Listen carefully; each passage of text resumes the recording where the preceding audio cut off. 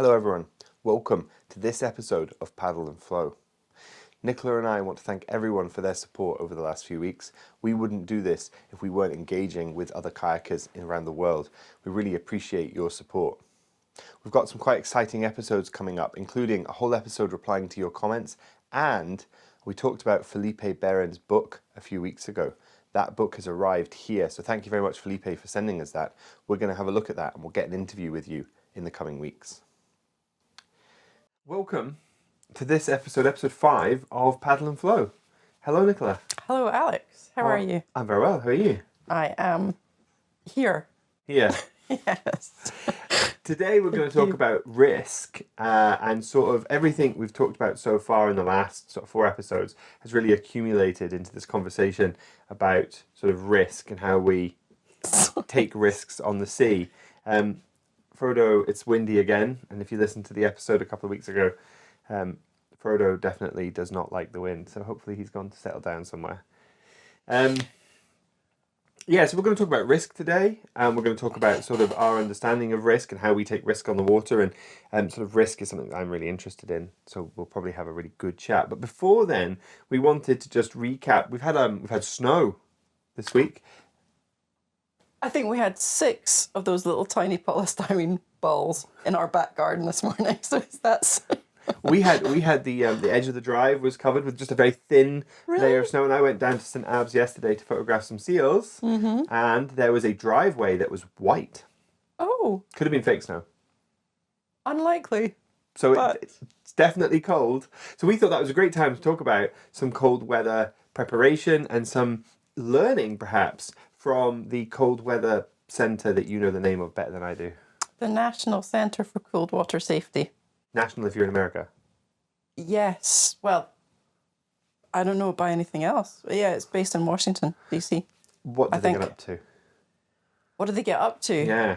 It was founded by a guy called Moulton Avery, and from what I gather, they promote staying alive in cold water and educating people. Safe water, sort of just safe water, cold approaches.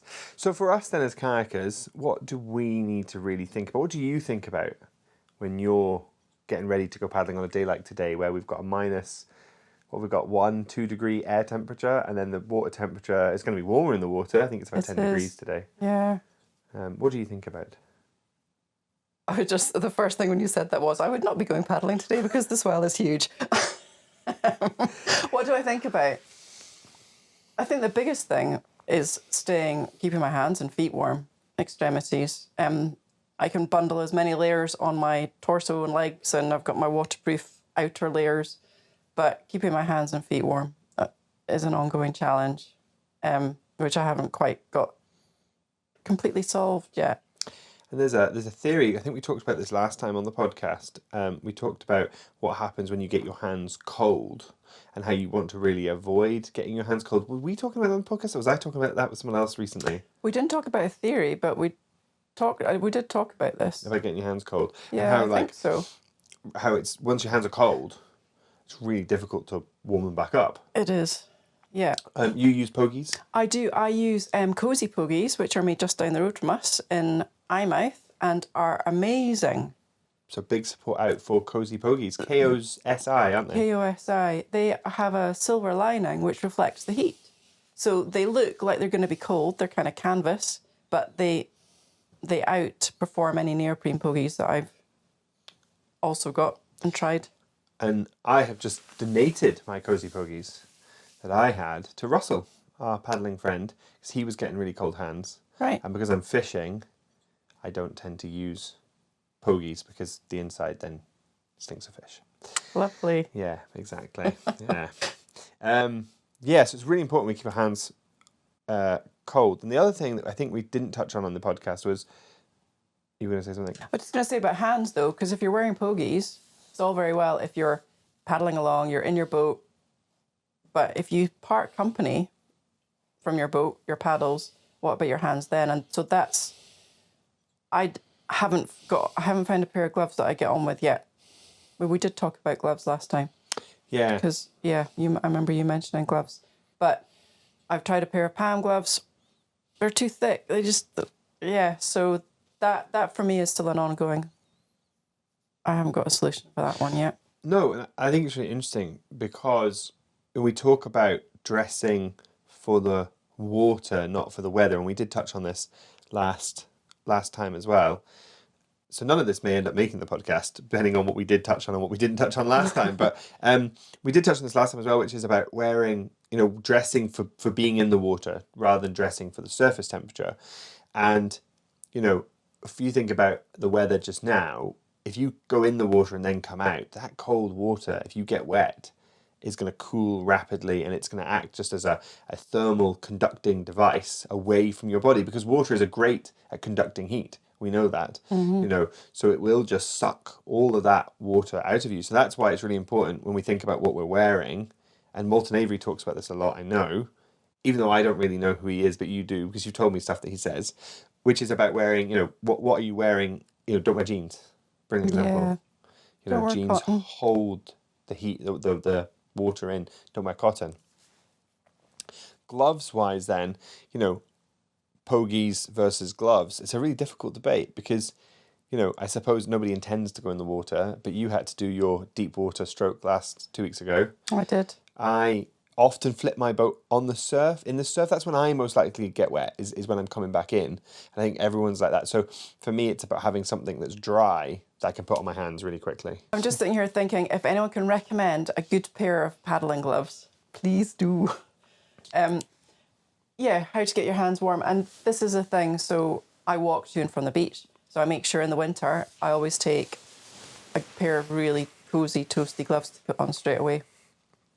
I mean, historically, when we were whitewater paddling, you just, you tuck your hands under your armpits or into your neck or, boy inside, whatever.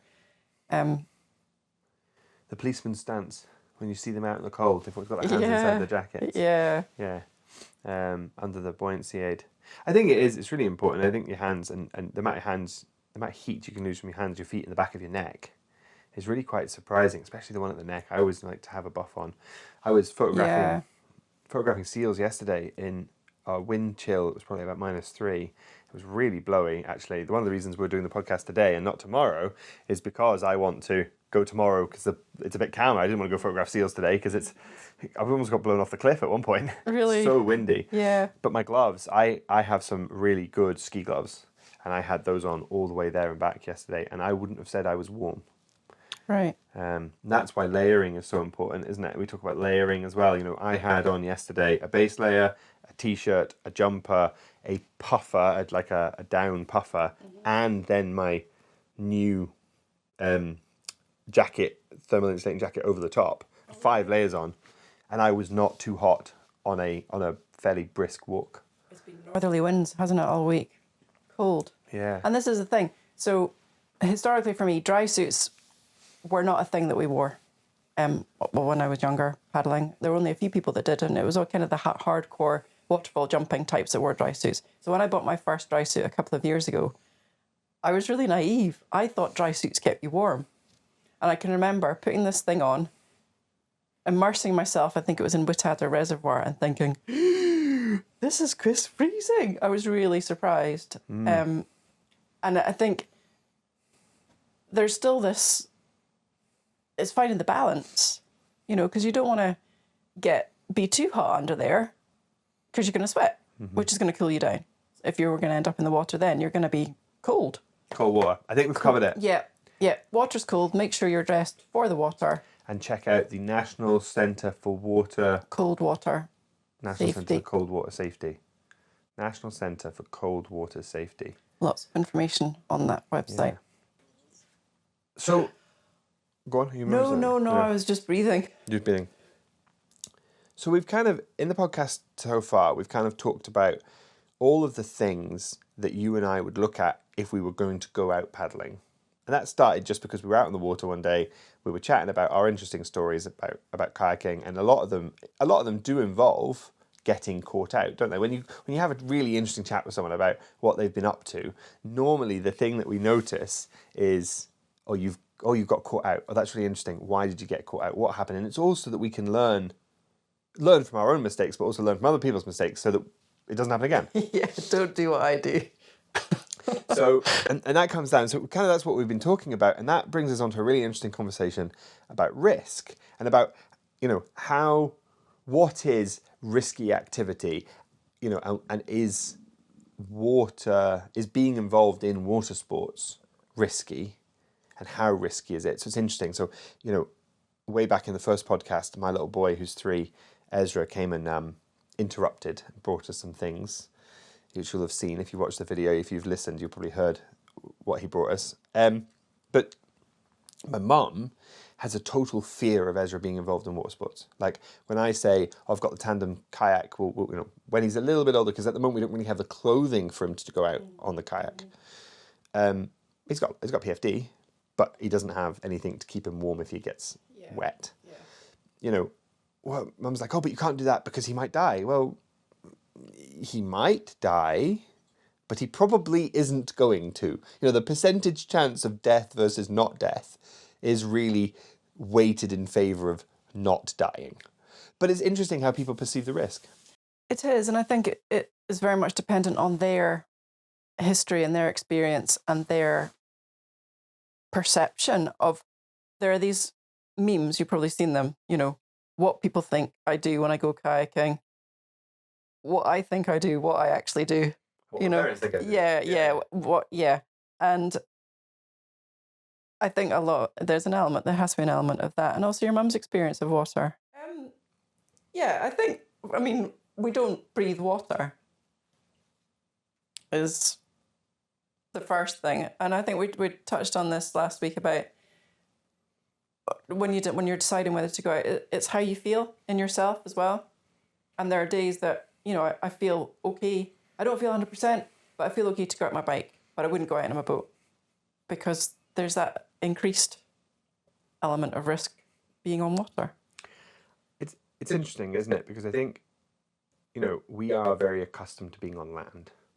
Okay, Nicola, the camera died, but we think we've captured the bit of us starting to talk about risk. You're going to say something? No, you were saying that we are land mammals. We are, but that's not what you said. You said something better than that because I was going to pick up on it. Okay. We are inherently used to being on land or something. On land, yeah. We're inherently used to being on land. Yeah, sorry, I interrupted. Go. No, that's fine. So I think the big thing about us, as you've touched on, you would be comfortable going out on your bike. You'd be comfortable going out on your bike when you're maybe not feeling 100%, but you wouldn't go out in the sea. And how much of that do you think comes down to us inherently being land mammals? We are designed to be on the land. Is that a trick question? No. Yes? 100%. Land mammals. That's 100% got to do with that, though. Yeah. It does. It does. We are not designed to be on the sea. It's not. We don't live in the sea. We're not dolphins. We're not fish. We're not crabs. We're not lobsters. We're not any of these creatures. We don't breathe water. No, they're dolphins. God. You walked into that one, I'm sorry. Or seals. But we also don't have flippers. And dolphins and seals both have fins and flippers and a layer of, we do have a layer of... We have a layer of fat, but some bigger than others. Yeah. No, I wasn't a good example. But you know what I mean. Yeah, we live on land. We came out of the water many moons ago and set up home on land. And it's really interesting because one of the things I noticed with Ezra being a child is the inherent, the inherited evolution of things that sometimes we get scared of. So Ezra's been watching the Asia documentary on BBC recently. He's just absolutely fascinated by wildlife documentaries at the moment. He loves them. But if there's an animal hunting, specifically tigers, it's mainly tigers that he finds, but if tigers are hunting or if there's a wolf hunting, he doesn't like it. And he's like, no like, Daddy. And he's, at the beginning, he's getting more accustomed to it now because he's becoming exposed to it. So there's a nullifying effect. But at the beginning, when the tiger was hunting, he did not like it. Wow. And it's the same with the sea. When we first took Ezra out on the sea, he didn't like it because we're not designed to be on the water. So I think there is an element of you know, the fact that we do put ourselves in, and you see it all the time if you swim with seals, or if you have a seal near you and you're swimming, and not necessarily if you're on the kayak, but if you're swimming and there's a seal around, you see how much more adapted they are Oh yeah. to be in the water than we are. Fast. Yeah. It Yeah. reminds you that it is their environment. It is most definitely not our environment. I would love to have that experience. I've never swum with a seal. Not yet. I've had that experience twice, and both times I made a very quick, rapid exit out of the water because I was scared. But I used to have a fear of seals, which we haven't touched on yet, and we'll bring into another podcast, not Right. today. So the risk. So when we think about risk, then, you know, we're not designed to be on the water. You said that, you know, it's really important that you feel well before you go out in the water. What other things do you think about before you go out to play? I guess my assessment of risk starts with looking at the weather. Yeah. If it's a flat, calm, perfect forecast, fine, go. But if it's kind of borderline, or maybe I'm borderline, yeah, it starts with that. So do you think kayaking is a risky activity? This gets discussed a lot, doesn't it? Yeah. I think it depends who you ask. Do I think it's risky? If there was a risk that I wasn't going to come back, I wouldn't be going out there. That's a really good way of summarising that, isn't it? That's how I look at it. I tend not to get involved in these discussions and arguments on social media now, because that is there's no discussion, you know.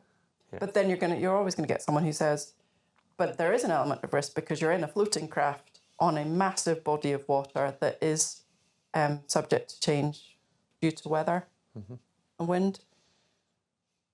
And this, for me, is where the conversation gets really interesting, because for me, it's all about the individual's perception of risk that's analysing the situation. Risk is a lens that we look through, you know, or how we manage that risk is a lens that we look through. So like my mum, if she went out sea kayaking, you know, I don't think that would necessarily be a good idea, not without an appropriate instructor, in an appropriate boat, having had lessons in sheltered water before heading out with the right number of people, you know, with the right safety equipment to make sure that if she did get into trouble, there was a way of her calling for help to be rescued.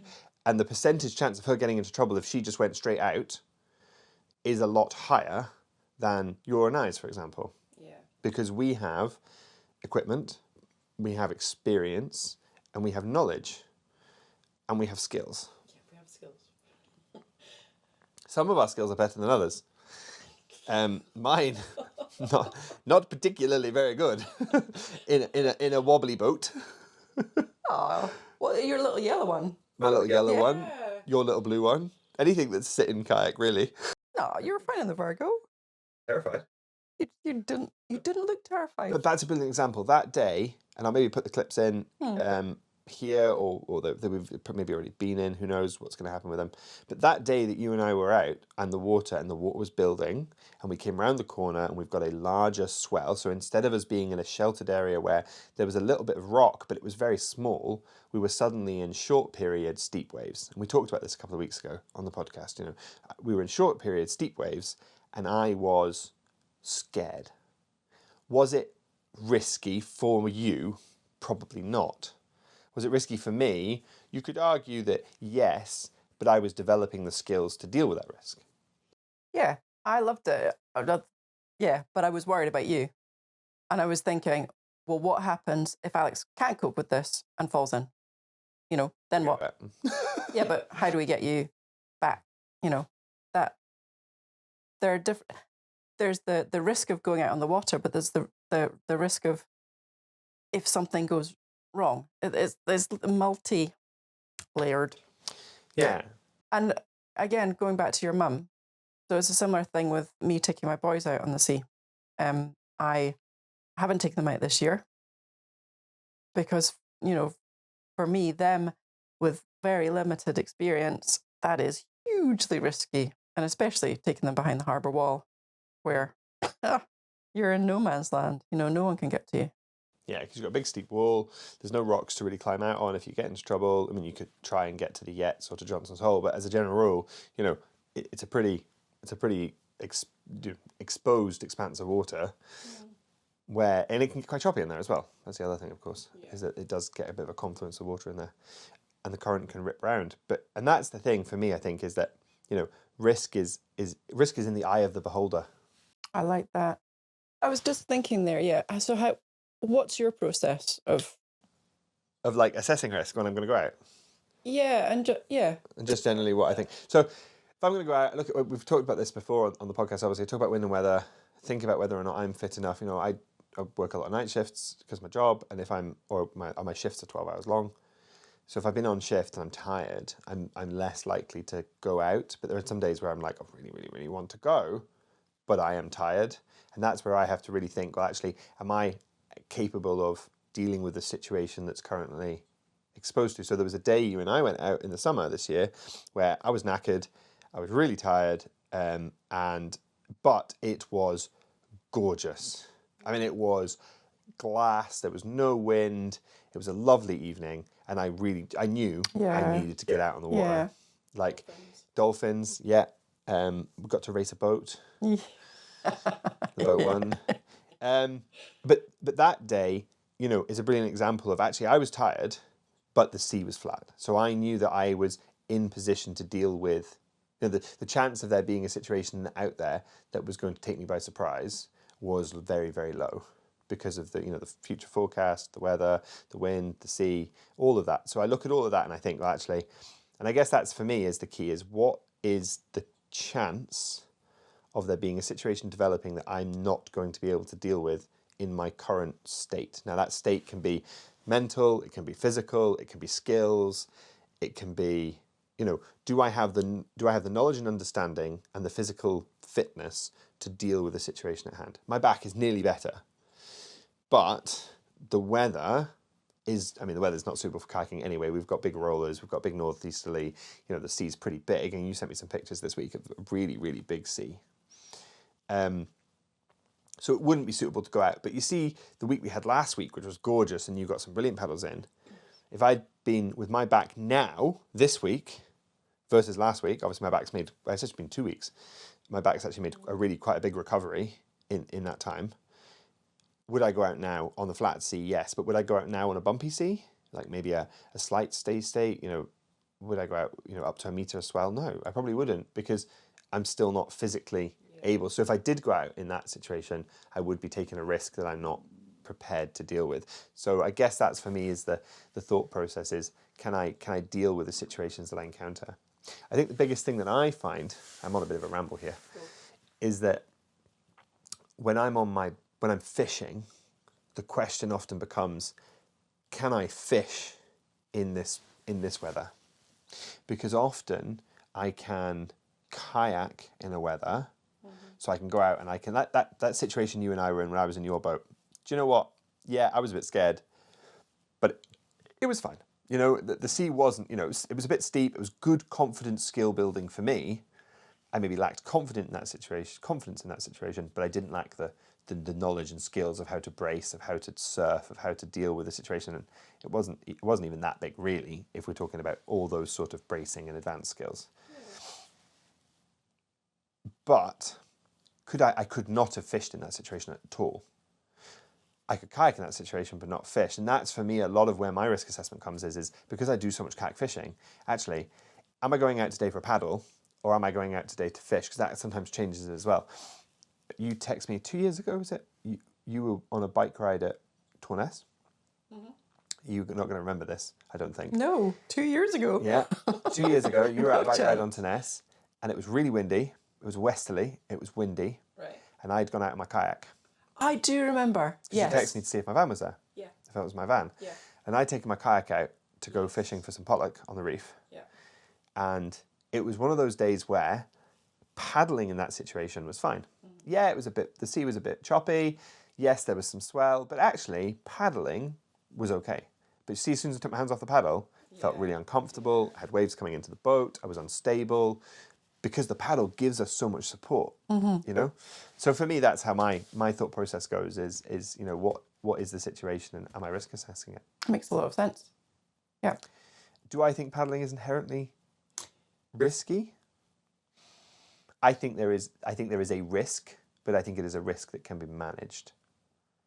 So when you do, I don't know how much risk assessing you've done. How much risk have you done? Have you done much formal risk assessments, like the stuff you submit to the? None. Not a single one. So I've got a qualification in risk assessment management, which Right. So is ancient. It's like 3 or 4 years old now, and I'm trying to remember it. It was all about manual handling. I've got manual handling qualification that includes risk assessment and manual handling, and in it they talk about the chance of something occurring and the severity of that thing occurring, and that's how you deal with risks. How you assess risk is you think about the chance of it occurring and what severity that is. well, it's interesting because the first time this year when I went out and I had to do a support stroke brace because I nearly fell in. So that was going through a gap in a rock formation that I've been through tens of times, if not 100 times. And, standing on the beach that day, would I have thought that it would be risky to go through that gap? Well, every time, so the rock, talk about the rock, it's called Meikle Spiker. Meikle is Scots for big, and Spiker, I guess, big spiky rock. Sits just off the old harbour, and for me, it's one of one of our local features which creates the most kind of fear and risk. Depending on sea conditions, you can either go on the inside of it, the outside, the very outside, or through the gap in the middle. And the gap in the middle, generally, for me, it has to be quite low, like small swell. And one day I'm paddling through there and a wave broke. I think I've mentioned this before, and I found myself with my head in the water. What was different that day? There's something there. So I have to deal with glaikit head all the time. We said this earlier. Glaikit is such a good Scottish word. Yeah. It means, if you're not Scottish, it means sort of airheaded, sort of a bit Spaced. A bit glaikit. Yeah. It's not a word I would use. For glaikit, see Nicola. For glaikit, a lot see of Nicola. the time. Crikey, yeah, my brain just doesn't engage. Meikle Spiker. Yes. And you were paddling through it. It's a gap you've done Paddling through lots and lots of times before, and you found yourself with a rogue wave. Just a bigger one. I mean, they weren't big waves. They were maybe a foot. Mm-hmm. So your biggest one there is going to be 1.5 feet. Just came over the top and caught back deck. Yeah, and I've got my ear in the water, and I'm thinking. I'm in awe of my obviously stored instinctive process just to go. Yeah. and it did. As soon as that, I didn't even think about it. It was really interesting. That's another whole discussion, but I didn't even think about it. I just thought, oh, head wet, and then I'm back up. And thank God I've got that. Otherwise, it would be a really horrible place to be upside down for a start, because it's not a wide. I mean, it is probably the width of this. I'm not allowed to call it. I said couch the other day, and my son went, "What?" Couch was this? Sofa. Huh. Anyway, yeah.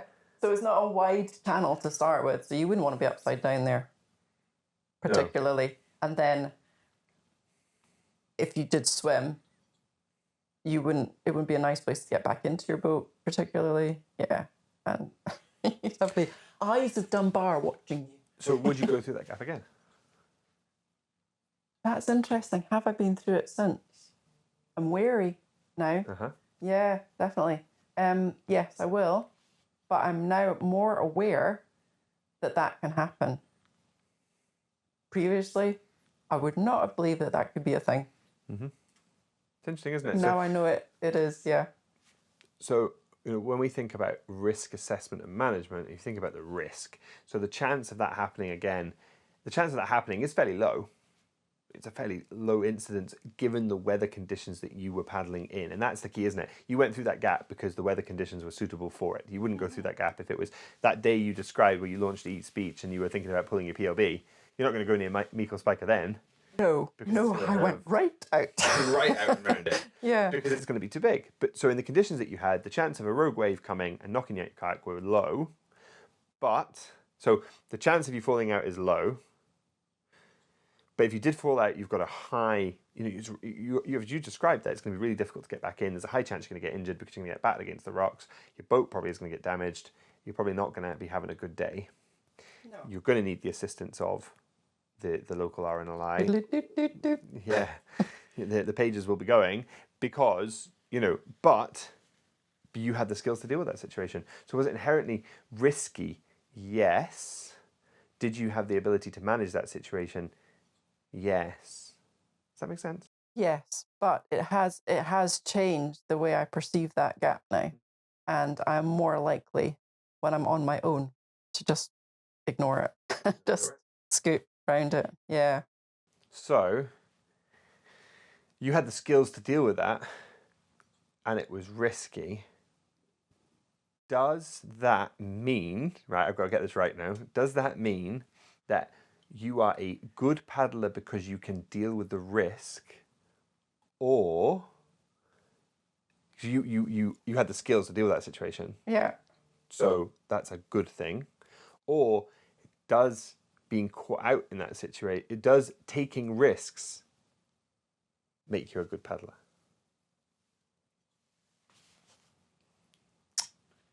Or is it somewhere between the two? Or is it somewhere between the two? Does taking risks make you a good paddler? Or the first one? The first one. First one. So you're a good paddler because you have the ability to deal with the risk. Yeah. Yeah. Yeah. So that's my opinion. That's. I don't think taking risks makes you a good paddler, because you might be a really, really bad paddler who has no idea they're in conditions that they shouldn't be in, but somehow stays upright and survives. It doesn't make you a good. I've definitely been in those situations when I was new to the game. Yeah, I've done some stupid things.